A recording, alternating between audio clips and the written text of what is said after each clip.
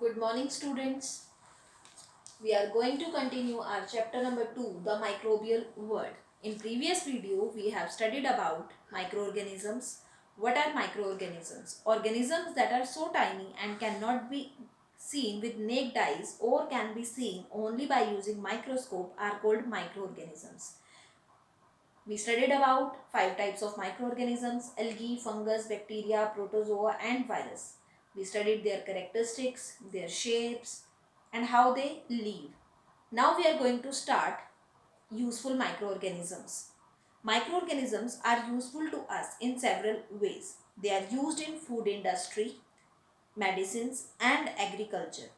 Now we are going to discuss all these one by one. First is food and beverage industry. In the formation of curd, the protein casein present in the milk coagulates to form curd. Do you think so कि कोई magic होता है, मम्मा गर्म दूध रखते हैं, उसमें 1 spoon curd डालते हैं और सुबह वो पूरा कर्ड में चेंज हो जाता है? No, there is no magic behind here. There is a logical science behind here. In the formation of curd, the protein casein present in the milk coagulates to form curd. The bacteria lactobacillus makes the milk acidic. The lactobacillus bacteria which is present in curd, it makes the milk acidic. वो दूध को खट्टा करता है. This converts lactose sugar in milk into lactic acid, and the process by which the microorganisms convert this sugar into an acid or an alcohol is called fermentation. Making bread, dosa, idli, dhokla, ये सब dishes हम सब खाते हैं. Yeast is commonly employed in preparing food items such as bread, cakes, idli, dosa, dhokla. All these things are soft and spongy just because of microorganism yeast. Making alcoholic beverages. Yeast is also used in breweries for making alcoholic drinks like wines, beers by the process of fermentation, which I had already discussed. In this process, yeast ferments into the sugar to form alcohol. So the process in which microorganisms convert sugar into an acid or an alcohol is called fermentation. Now is the second point, medicinal uses. Microorganisms like fungi and bacteria are used to prepare medicines which are called antibiotics. Have you heard this? Antibiotics? Antibiotics are the medicines that treat diseases in humans, animals or even plants. The first antibiotic, penicillin, was discovered accidentally by Alexander Fleming by using the fungus Penicillium. Some other common antibiotics like streptomycin. Next is making vaccines. Vaccines contain disease-causing microbes that are either dead or weakened to prohibit any disease. When a vaccine is introduced, and how it is introduced? By injecting or by swallowing into the body of a person. जब हमें vaccination होता है हमारे पास तो हमें क्या लगता है? इंजेक्शन लगता है या हम कोई टैबलेट लेते हैं. By specific antibodies are produced in the body. तो हमारी बॉडी में एंटीबॉडीज प्रोड्यूस होती हैं to counter the effect of these dead or weakened microbes. These antibodies remain in the body. वो हमारी बॉडी में ही रह जाती हैं and protect a person from these disease causing micro organisms. In this way the body develops immunity. हम ये word बहुत बार यूज करते हैं, immunity, immune system. So in this way body develops it's immune system against a disease causing microbe, and this technique is referred to as vaccination or immunization. Vaccines offer protection against diseases like tuberculosis, diphtheria, hepatitis and polio. The first vaccine, which was developed by Edward Jenner against smallpox.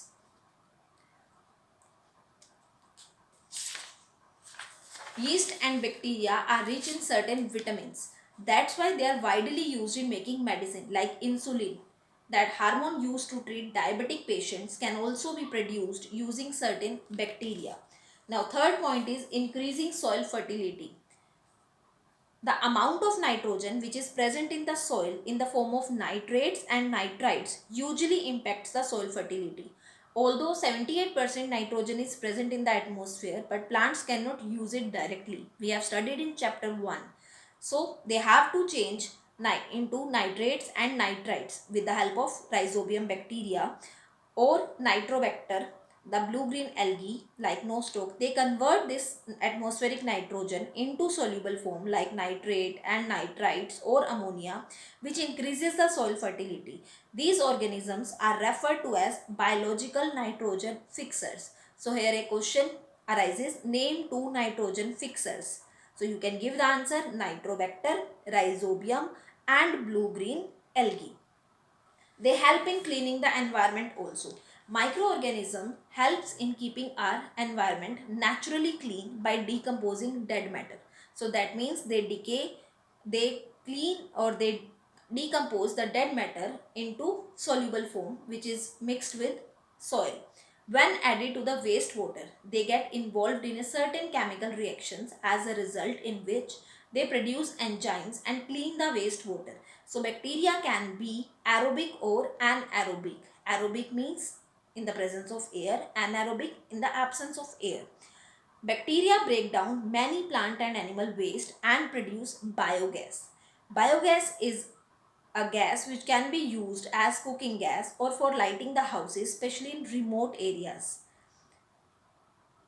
Apart from the discussed uses, microorganisms are also useful in separating fibers of some plants. Few microorganisms are used as eco-friendly pesticides also. Some are used in genetic engineering, some are involved in copper extraction process. In the production of perfumes, ethanol and steroids, microorganisms are also used.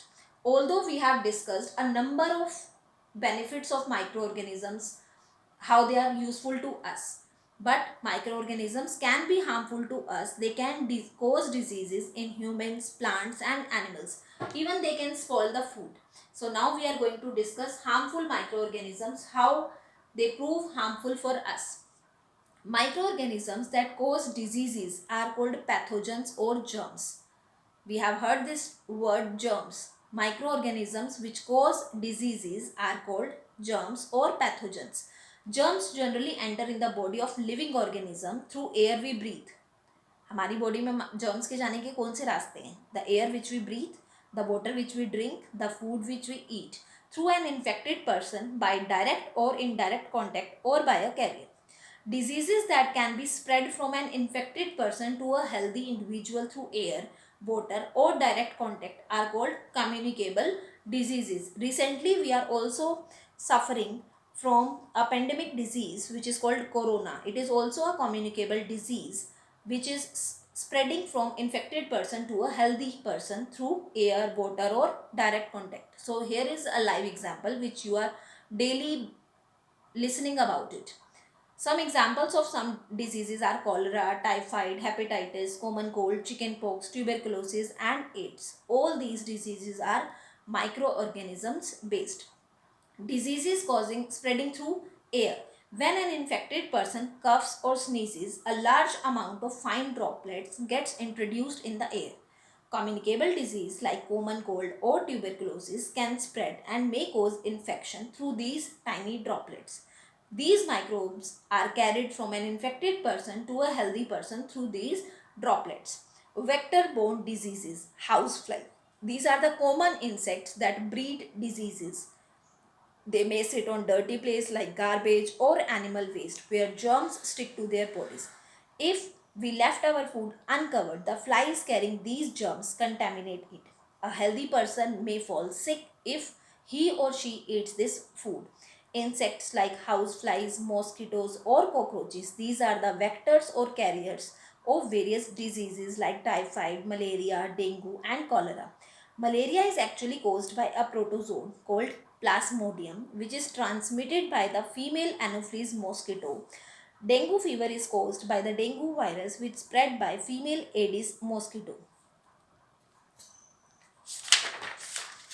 Some common communicable diseases in humans, plants and animals are chickenpox, cholera, common cold, dengue, diarrhea, malaria, polio, ringworm, tuberculosis and typhoid.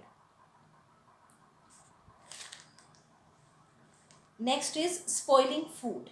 How microorganisms spoil our food. Microorganisms can spoil food. Many bacteria and fungi grow on food items and they produce certain toxic or poisonous substances.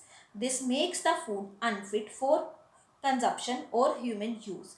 Many packed juices are often contaminated by yeast, which causes fermentation and makes them useless.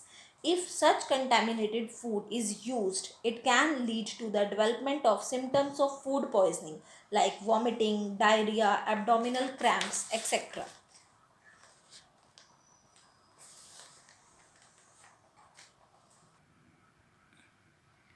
So here is a look of table 2.1 common communicable diseases in humans. Here is a table of communicable diseases in animals, and here it's diseases in plants. In next video, we will discuss all these diseases and food preservation methods. Thank you.